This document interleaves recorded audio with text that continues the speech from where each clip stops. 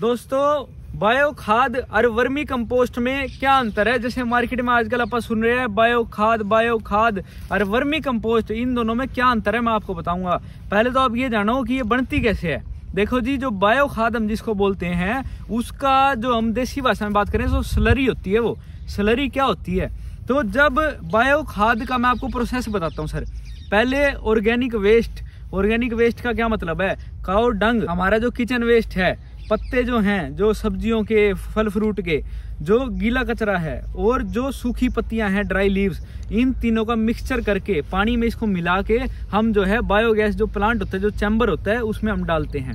ठीक है, उसमें जब वो चैम्बर में जाके उसको जो है हीट से स्लरी उसकी बनाई जाती है। जो हमारे माइक्रो ऑर्गेनिजम्स हैं वो ऑर्गेनिक वेस्ट के साथ रिएक्ट करके ऑर्गेनिक एसिड बनाते हैं, जिससे कि मिथेनिजेटिक एक्ट से वो मीथेन गैस तैयार होती है। मीथेन गैस वो होती है जो चैम्बर से ऊपर जाके स्टोर होती है और जो हमारे इंडस्ट्रीज में, घरों में और यूज होती है, जिसको हम सीएनजी भी बोल सकते हैं। ये दो प्रकार की होती है, जो हमारी गाड़ियों में भी यूज हो सकती है, जो इंडस्ट्रीज में भी यूज हो सकती है। वो मीथेन गैस जो बनती है और उसके बनने के बाद जो वेस्ट बचता है, जो आउटलेट में से निकलता है, उसको हम स्लरी बोलते हैं, उसको हम बायो खाद बोलते हैं। अब इसकी दो वेरिएशन होती है सर। एक तो होती है जो इसका लिक्विड फॉर्म होता है और एक जो होता है जो इसका पाउडर फॉर्म होता है। ये आपको प्रोसेस समझ आ गया। पाउडर फॉर्म भी हम खेतों में डालते हैं, लिक्विड फॉर्म भी हमारे खेतों में एज अ फर्टिलाइजर यूज होता है। और एक तरफ होती है सर वर्मी कंपोस्ट।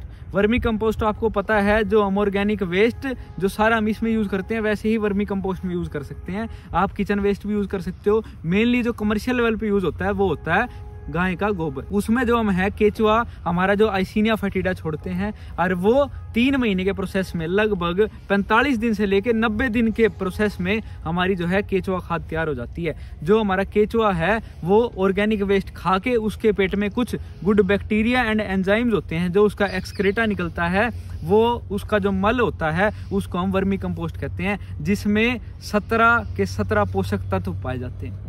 पोषक तत्व हमारे बायो खाद में भी पाए जाते हैं। अगर हम बायो खाद में न्यूट्रिशन का प्रोपोर्शन देखें और वर्मी कंपोस्ट में देखें तो उसमें बहुत अंतर है। जो हमारा नाइट्रोजन है, फास्फोरस है, पोटेशियम है, जो ये हमारे मेन जो न्यूट्रिएंट्स हैं, जो हमारे मैक्रो न्यूट्रिएंट्स हैं, और इसमें जो है उसमें बहुत अंतर है, वर्मी कंपोस्ट में काफी ज्यादा है। दूसरा जो है वर्मी कंपोस्ट जब हम खेतों में डालते हैं तो हमारे खेतों को डायरेक्ट एज इट इज हमारा जो है न्यूट्रिएंट मिल जाते हैं। इसमें कोई खरपतवार नहीं होती, कोई बैड बैक्टीरिया नहीं होता अवेलेबल।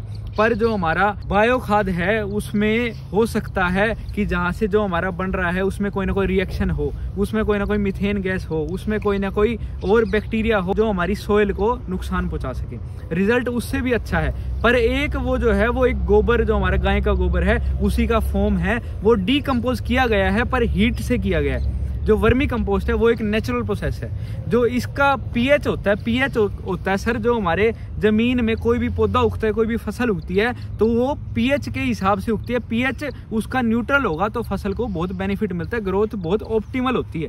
पर जब हम बायो खाद डालते हैं तो उसका जो पीएच है वो एसिडिक होता है। पर जो वर्मी कंपोस्ट है उसका जो पीएच है सर वो न्यूट्रल होता है। जब न्यूट्रल पीएच आपको सोइल को मिलेगा तो न्यूट्रल पीएच में जो आपकी ग्रोथ है पौधे की वो भी बहुत अच्छी होगी।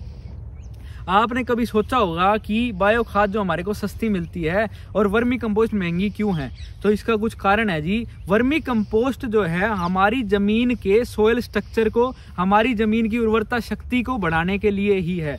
जो हमारी बायो खाद है वो हमारे पौधे को न्यूट्रिएंट पहुंचाने के लिए है। जो लिक्विड है बायो खाद का, स्लरी का जो लिक्विड निकलेगा, उससे हमारे पौधे को डायरेक्ट न्यूट्रिएंट मिल जाते हैं। वो भी एक ऑर्गेनिक फर्टिलाइजर है, बहुत अच्छा है। पर अगर हमारे को जमीनों को ऑर्गेनिक में कन्वर्ट करना है, उसकी उर्वरता शक्ति को बढ़ाना है, उसकी जो है कार्बन को बढ़ाना है, तो वर्मी कंपोस्ट इकलौती ऐसी खाद है जो इसमें कारगर है। बातों को इतनी गौर से सुनने के लिए आपका बहुत बहुत शुक्रिया।